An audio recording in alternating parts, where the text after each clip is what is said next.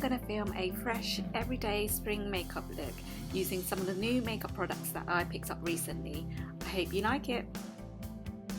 I'm going to start by priming my skin using the Makeup Forever Step 1 Skin Equalizer, the smoothing primer. And for my base today, I'm going to be using the Nars Velvet Matte Skin Tint in the shade St. Moritz.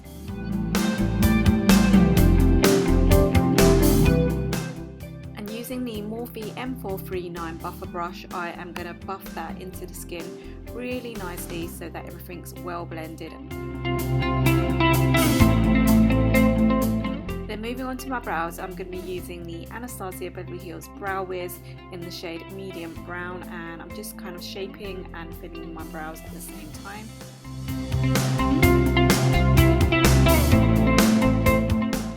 And then to set them all in place, I am going in with the Loreal Brow Artist Plumper.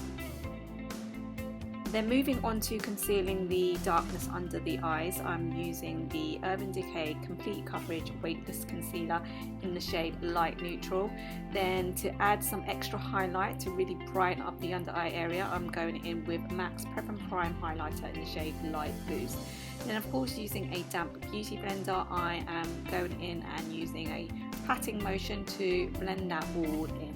And I'm taking that upon the lids as well, just to provide a nice primed base. Then taking the same concealer but in the darker shade, in the shade Medium Light Neutral, I believe, I am just going to conceal some of the redness around my nose and slight blemishes around my skin. And of course, using the damp beauty blender just to pat that all in. Then using the first of my new products, I'm going in with the RCMA No Colour Powder just to set all that concealer work in place. Then I'm taking the second of my new products, the Colourpop Supershock eyeshadow in the shade Truth, and I'm taking that all over the mobile part of the lid up to the crease, and I'm just using my finger to apply it. Then just to add a bit of depth to the outer corners, I'm taking the Colourpop Supershock eyeshadow in the shade On the Rocks, and I'm applying it using a flat shader brush just to the outer corners of the eyes and kind of blending it inwards. Then to blend out those eyeshadows and just to add a little bit of warmth in the crease, I'm taking Makeup Geek's Creme Brulee and I'm applying it straight into the crease. Then to line my top lash line, I'm taking the By Terry Ombre Blackstar in the shade 13 Brown Perfection. And as you can see, I'm taking my baby finger and just kind of wiping it away at the very end of that colour, just to kind of make a tiny little flick upwards. Then using my Uemura eyelash curlers, I'm giving my lashes a quick curl. Before going in with mascara, I'm just going to tightline my top waterline using the Marc Jacobs Gel Highliner in Blacquer. Then as I'm not applying false lashes today, I'm going to go in with lashings of the Heroine Make Long and Curl Waterproof Mascara. Then moving on to the lower lash line, I'm taking the shade On the Rocks again, right the way across the bottom lash line. I'm also taking a little bit more of On the Rocks onto the outer corners of the eyes just to further define the outer corner and make it a little bit more smoky. Then going in with Brown Perfection again, I'm just taking that right on the outer corners of the bottom lash line just to really add a bit more depth and dimension. And then using the same small tapered brush, I'm just blending that Brown Perfection in with On the Rocks. Then to define my bottom lashes, I'm going in with MAC's Extended Play Gigablack Lash Mascara. And then moving on to the inner corners of my eyes, I'm taking Makeup Geek's Shimma and I'm applying that right on the tear ducts of the eye. And then any excess, I'm taking that right under the arch of the brow, really, really subtly. Then going back in with the RCMA No Colour Powder, I'm taking that over the cheeks just to provide a nice smooth even base before I apply my cheek products. Now going in with the contour, I am applying Makeup Geek's contour powder in the shade Infidelity, taking that into the hollows of my cheeks. And then I'm going to take any of that excess product and run it along the jawline and kind of up along the temples and my hairlines also.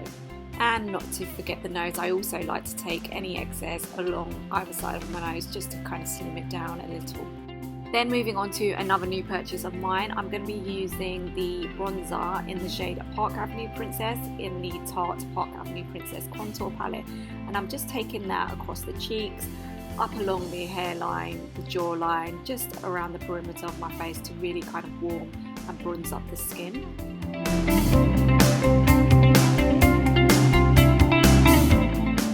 Then I'm going in with the highlight shade called Champagne Gold, and I'm just hitting that on the tops of my cheekbone and kind of taking it up along the arch of my brow.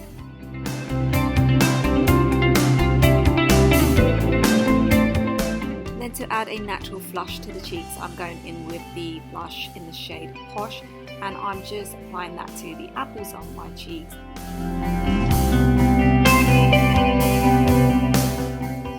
And for that seamless finish, I like to go in with my damp beauty blender and just kind of pat over the tops of those powders to ensure everything looks well blended.